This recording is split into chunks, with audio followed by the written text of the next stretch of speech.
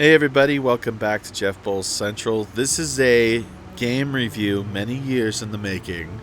Not on my end, of course, because all I did was wait for this game to come out.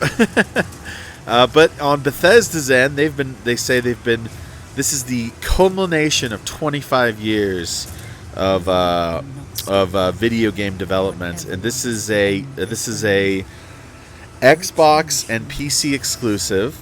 This is Starfield, again from Bethesda Game Studios. Now, this is a big subject. Okay, this game alone is a huge subject because they introduced it at E3 5 years ago. That was the first time we got to see it. A lot has been said about it, including by Bethesda. A lot has been written about it. A lot has been dreamt about it. There's been a lot of hype on both sides, negative and positive. So to cut through all the bullshit, let me just get there and say, this is a good game, okay?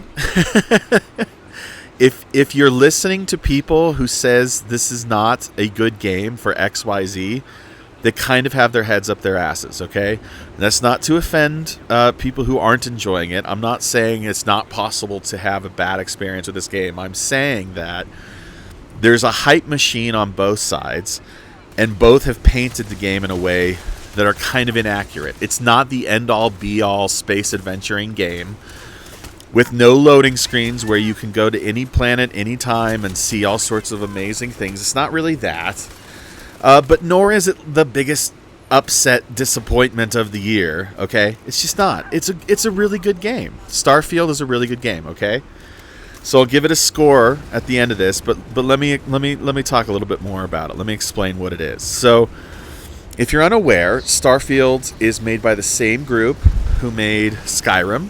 Okay, they make all the main Elder Scrolls games: Skyrim, Morrowind, Oblivion, and they also make the main Fallout games. So Fallout 3, Fallout 4. Those are the two series that this group has really been developing stuff in for many years. So this is their first original property in a very long time. And as such, it's kind of just Bethesda doing Bethesda's thing again, okay? If you're expecting this to be especially non-Bethesda-like, non-Elder Scrolls-like, non-Fallout-like, you will be disappointed.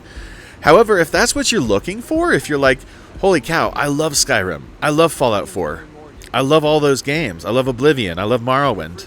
I love Fallout 3. It's that, only brought up to, current next-gen standards. Few more bells and whistles. But you know what? All the loading screens are still there. Albeit in a little bit shorter manner. Like they load a little quicker. All the weird bugs, although there's few of them, all the weird bugs are still there. The kind of stilted nature of some of the animations, just because the game engine they use is so old. All of that's still there, but there's a lot of other things, like, for the ship designer, the ship builder. You get to build your ship, get into your ship, fly your ship, travel from planet to planet. Now, the main thing that is disappointing people is because when Bethesda really showed off this game in its full glory, it looked as though it was like No Man's Sky, where you can travel to a planet, fly through the atmosphere, land, investigate, get back in your ship, go back up through the atmosphere, go back into space, all without loading screens, seemingly, right? And for better or worse, well, for worse, because Bethesda making us feel that way, or maybe they just showed it and we began to feel that way without really having much evidence that it was going to be like that. It isn't. If you're expecting space travel to be seamless and enjoyable, it kind of isn't. By the time you get around to like 10 hours into the game, you get that mostly you're traveling through loading screens and, like a three-dimensional universe galaxy rendered menu. You pick the place to land, you land there, and you're back in your adventure, which is very much Fallout-like or, like I said, Elder Scrolls-like. So, that seamless galaxy hopping thing, that isn't there. That's just not there. And I understand that's why it's disappointing a lot of people.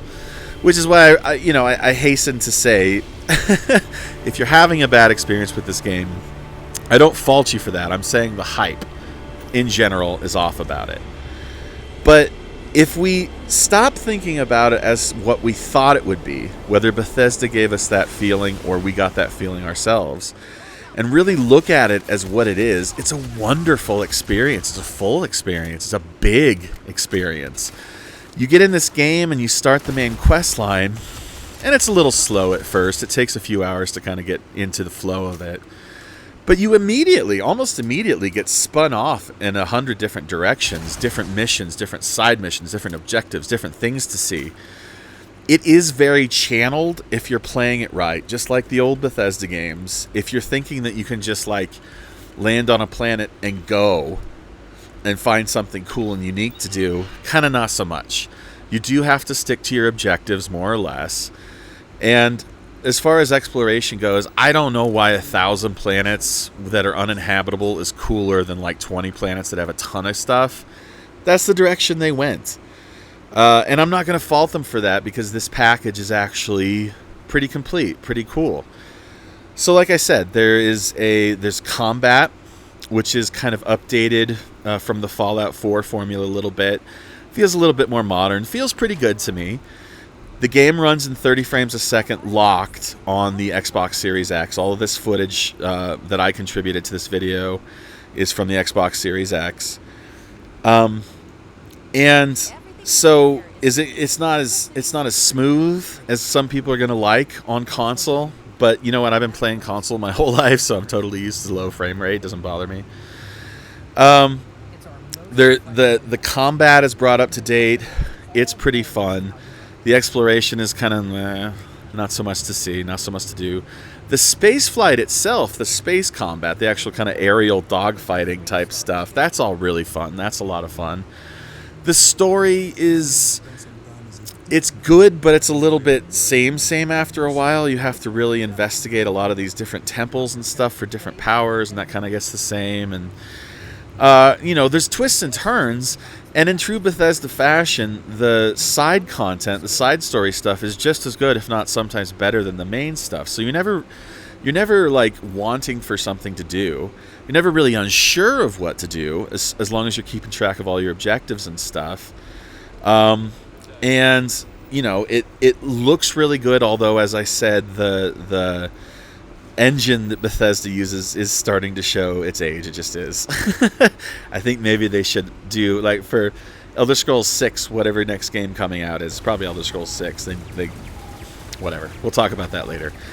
But look, to sum it up, Starfield is a great game that hits the mark more often than it misses, in spite of what anybody's saying about right now, either the negative hype machine or the positive hype machine.